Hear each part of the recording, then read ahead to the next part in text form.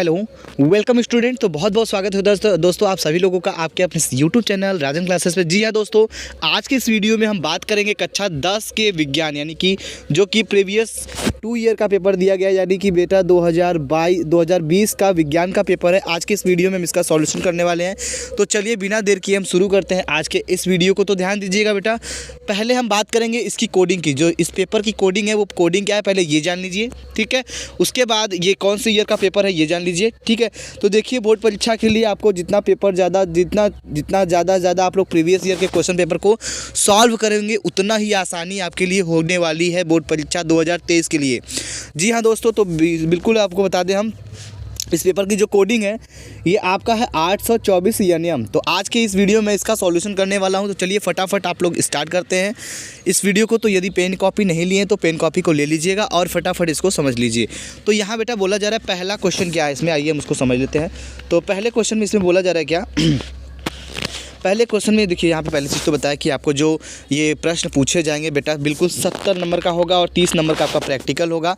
70 number आपको यहाँ से निकालना है और 30 नंबर यानी कि आपको बोर्ड एग्ज़ाम में आपको आपके स्कूल से दिया जाएगा, जो कि आपको फ्री में मिल जाएगा, वहाँ कुछ करने की ज़रूरत नहीं है। तो चलिए अब आगे हम समझते हैं। यहाँ बोला जा रहा है कि आपको जो पेपर की टाइमिंग है, यहाँ पर टाइमिंग कुछ इस तरह से दिया जाएगा। समय आपको 3 घंटे 15 मिनट के अंदर आपको इस पेपर का कंप्लीट सॉल्यूशन करना है बेटा। चलिए समझिए। तो सबसे पहले एक चीज़ और ध्यान दीजिएगा, ये जो पेपर है खंड क, खंड ख, खंड ग 3 खंडों में दिया गया है। और 3 खंडों में देने का मतलब ये है कि खंड क जो है यहाँ पे समझ लीजिए, जो खंड क है इसमें फिजिक्स यानी भौतिक के क्वेश्चंस पूछे जाएंगे, और इसमें जो खंड ख है इसमें आपका पूछा जाएगा केमिस्ट्री यानी कि रसायन विज्ञान के प्रश्न पूछे जाएंगे। इसके बाद हम बात करेंगे खंड ग, ठीक है। तो खंड ग में आपका क्या पूछा जाएगा, बायोलॉजी से प्रश्न पूछे जाएंगे। तो जी हाँ दोस्तों, तो आज के इस वीडियो में हम बात करेंगे खंड क में पहले कि फिजिक्स में हमारे कौन कौन से क्वेश्चन बनते हैं और किस टाइप से क्वेश्चन आते हैं। तो आइए समझ लेते हैं फटाफट इस चीज़ को ना।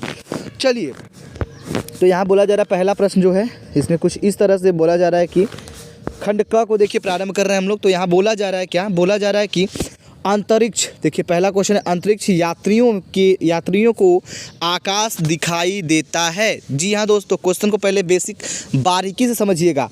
अब देखिए यहाँ पे ऑप्शन आपका काला, नीला, बैगनी, हरा, ये 4 ऑप्शन आपको दिया गया है।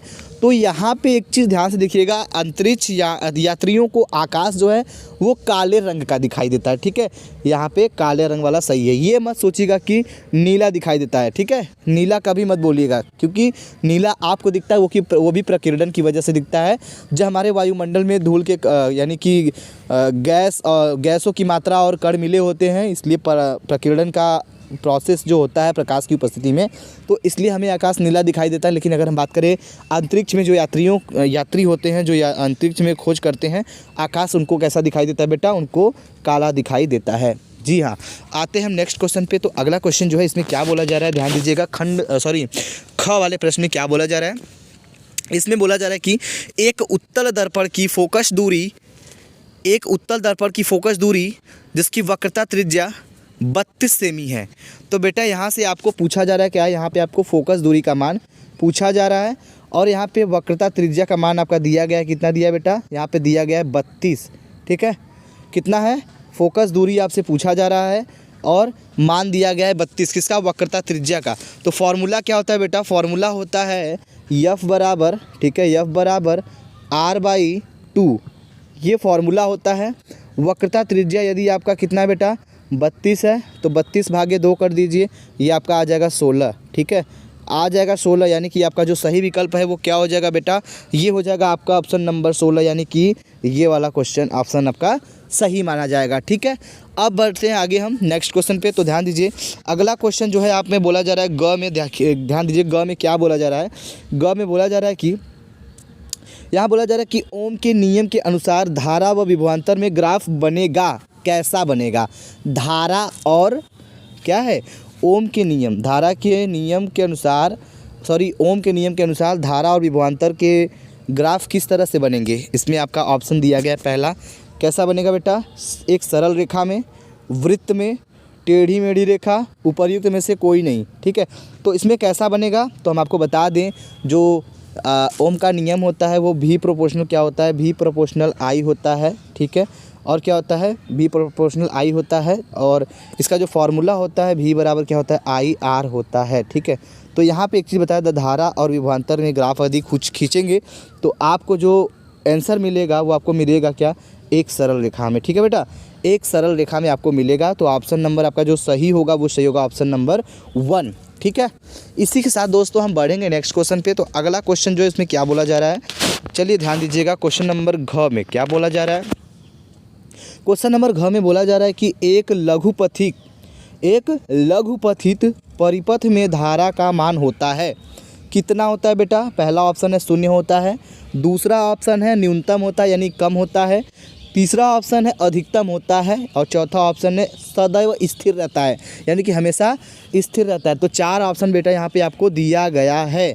तो इन 4 ऑप्शन में से आपका कौन सा ऑप्शन सही है, यदि आप लोग को पता है तो आप लोग बता सकते हैं, यदि नहीं पता है बेटा तो इसको मिला सकते हैं कि इसमें से जो सही उत्तर होगा, जो सही विकल्प होगा वो होगा आपका ऑप्शन नंबर 3 यानी कि ये वाला अधिकतम होगा। यानी कि एक लघुपथित परिपथ में धारा का जो मान होता है वो अधिकतम होता है बेटा। ठीक है, तो देखिए मैंने अगर हम बात करें आपसे फिजिक्स यानी भौतिक का जो क्वेश्चन है, यहाँ पे मैंने खंड क को पूरा कम्प्लीटली ऑब्जेक्टिव क्वेश्चन हल कर दिया है।